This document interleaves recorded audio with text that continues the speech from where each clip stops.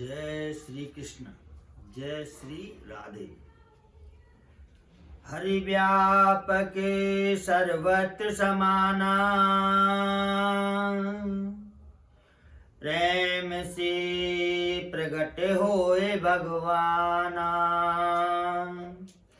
प्रहलाद जी की निष्ठा एक खंबे में हुई तो भगवान खंबे से ही प्रकट हो गए।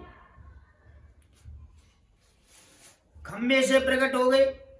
उनका तो वास कण कण में है और कण कण में है, सूक्ष्म से सूक्ष्म चीज है, उसमें व्याप्त है। भगवान को कहीं न जाने की जरूरत पड़ती है न आने की जरूरत पड़ती है। वो तो सबके हृदय में बैठे हुए हैं, सबके हृदय में सर्वत्र हैं। वो तो कण कण में वास है। उनको कहीं न जाने की जरूरत पड़ती है न आने की जरूरत पड़ती है। जैसे ही नामदेव को कुत्ते से ही भगवान को प्रकट कर दिया।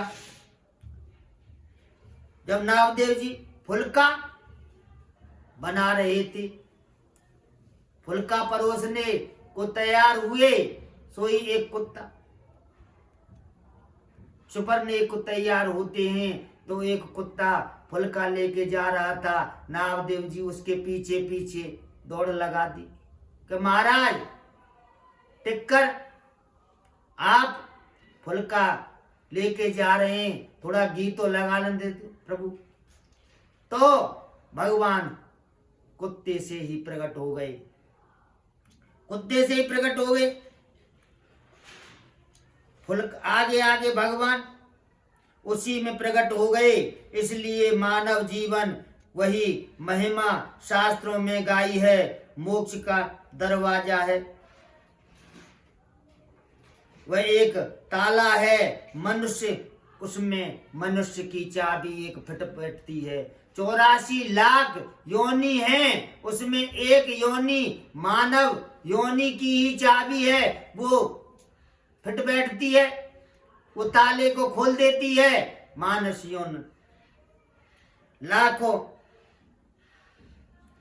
बड़े भाग्य मानस तन पावा, सुर दुर्लभ सब ग्रंथन गावा। साधन धाम मोक्ष करे दारा, पाए न जाए परलोक सवारा। बड़े भाग से मनुष्य को, हमको मनुष्य शरीर मिला है, इसमें भी हम भगवान की प्रीति नहीं कर सकते तो हमारा ये शरीर व्यर्थ ही है। इसमें बुद्धि विवेक। परीक्षित जी का जन्म हुआ उत्तरा के गर्भ से, तो परीक्षित मामा के यहाँ से छोचका आया, उधर महाराज जी कृष्ण के यहाँ से भी छोचका आया। परीक्षित का जन्म के बाद ऐसे देखते हैं उनको गर्भ में किसने बचाया, तभी उनका नाम परीक्षित पड़ गया। घूम घूम कर देख रहे, उत्सव धूमधाम से उत्सव हुआ और परीक्षित जी घूम घूम के देख रहे थे, मेरे को किसने बचाया है गर्भ में, वो कहाँ है और कौन है। ऐसे ही कृष्ण भगवान जब पहुंचे तो परीक्षित हंसने लग गए। तो ऐसे ही प्रभु अपने निज धाम को चले गए। कलयुग ने पैर जमाना शुरू कर दिया। कुछ दिन के बाद परीक्षित देखा एक गाय और एक बैल है, 3 टांग पर टूटी हुई है गाय बैल का, और गौ माता रुदन मचा रही है। वह गाय माता वह थी, वह पृथ्वी माता थी। बैल था वह धर्म था।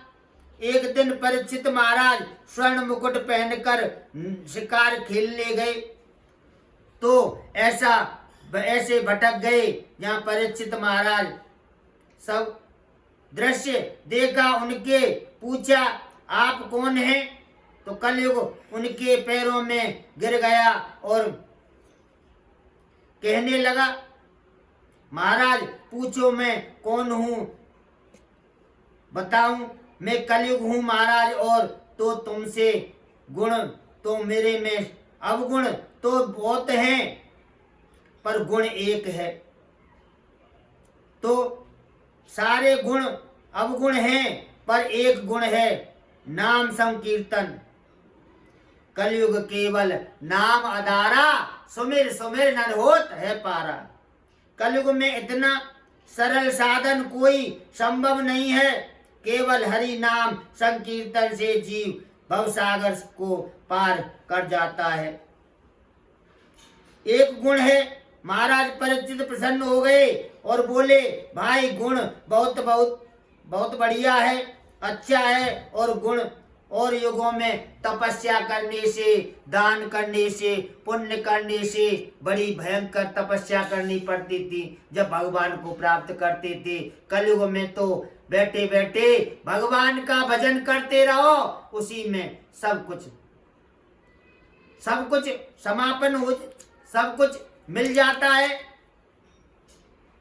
दान यज्ञ करने से, जो बहुत सारे बड़े बड़े साधन करने से वह फल मिलते थे, कलयुग में केवल बैठे बैठे जीव हिलाते प्रभु का नाम आश्रय लेकर पार हो जाता है। जाओ, रीझ गए परीक्षित जी। अब तो उनको कहा कि मेरे को 4 कमरे दे दो। कलयुग गिड़गिड़ा कर बोला, महाराज कमरा तो दे दो, काम बन जाएगा, 1 कमरा और मेरे को दे दो। तो कलयुग क्या परीक्षित को एक ऐसा वो दे दिया स्वर्ण का।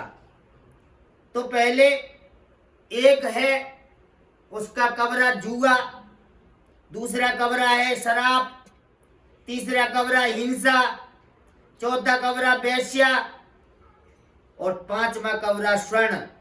ये गीता में भी कृष्ण ने, भगवान ने कहा है, कंचनम स्वर्ण मेरा निवास है। जो स्वर्ण ईमानदारी से कमाया जाता है उसमें तो भगवान का वास है, जो बेईमानी से स्वर्ण कमाया जाता है उसमें कलयुग का वास है, कलयुग का वास है। ऐसे ही कलयुग का वास है। श्री राधे, जय श्री कृष्ण, जय श्री राधे।